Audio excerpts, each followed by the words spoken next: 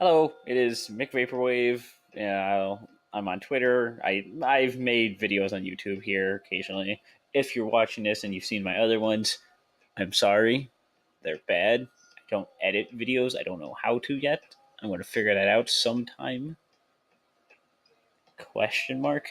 Anyways, this video is going to be different. This video is how I make my art, my digital art at least.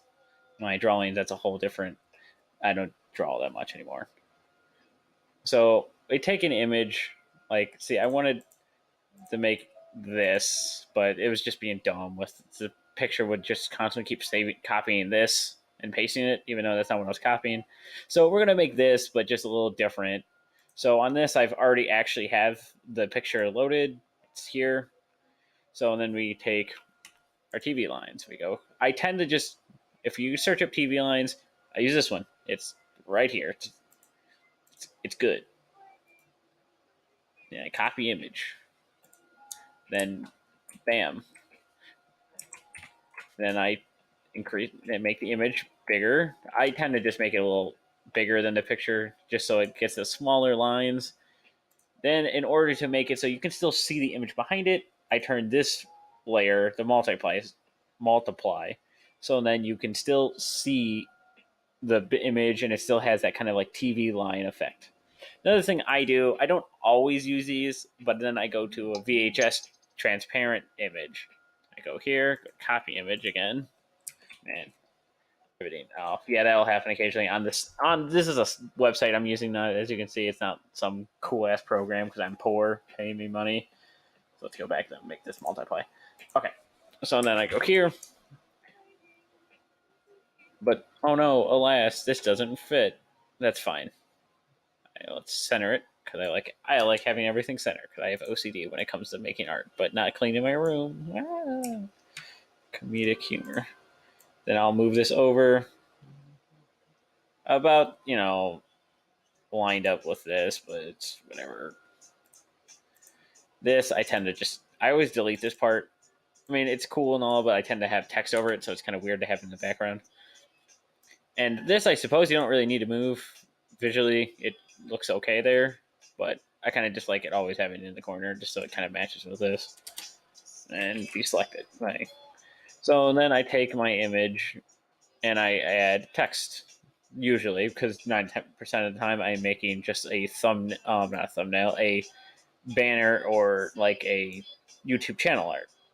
So since I tend to make more synthwave, vaporwave style um, text or not text, but themed pictures, I have a font I've already downloaded.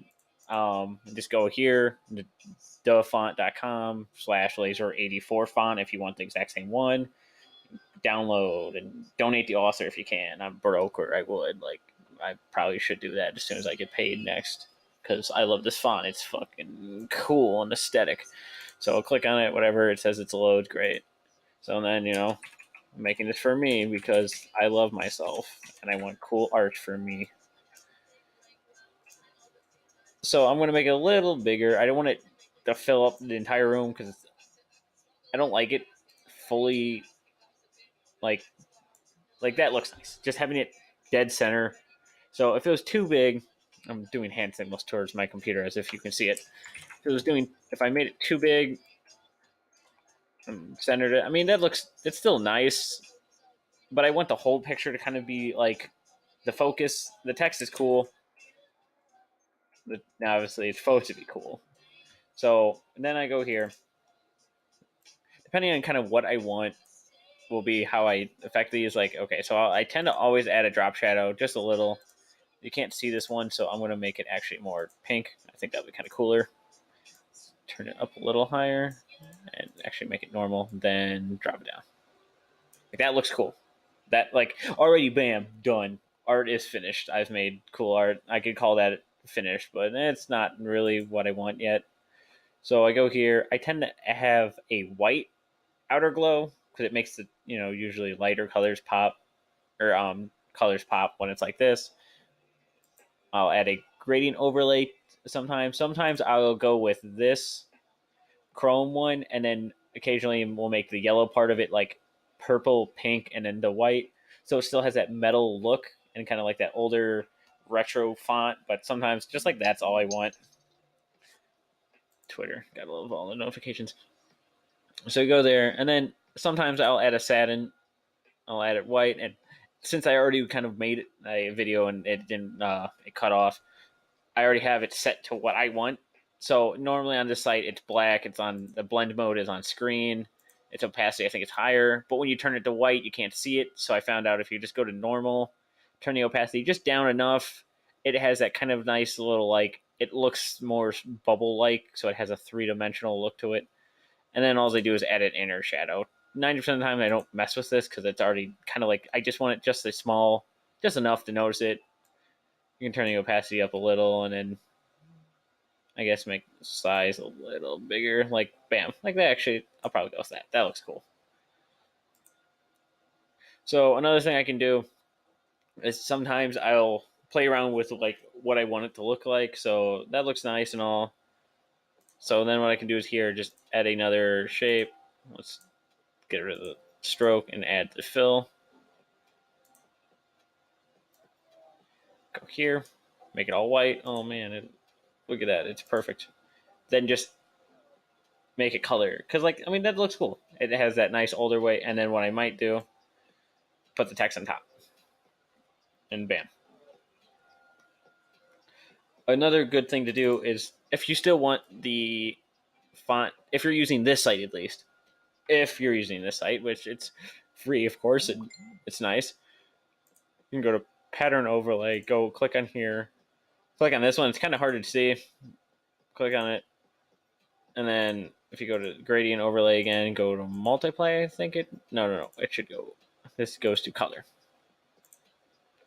or hue. Which one worked? Yeah, it was color. Okay. Yeah, so you go to color, and you make it all nice, and then you make the pattern a little less visible. So then you can still see there's some lines on there. I wonder if I can. Let's increase this scale and make this back to 0. Okay, there you go. Look at that. 100% aesthetic.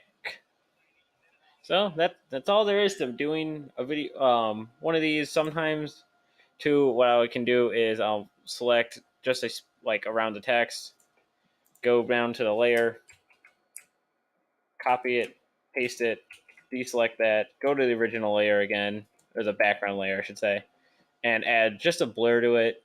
Usually, like if you go into site, box blur, perfect already, bam. Because then it puts a lot more emphasis on the where I have the normally just focused, like where I did the copy and paste. So now there's just this.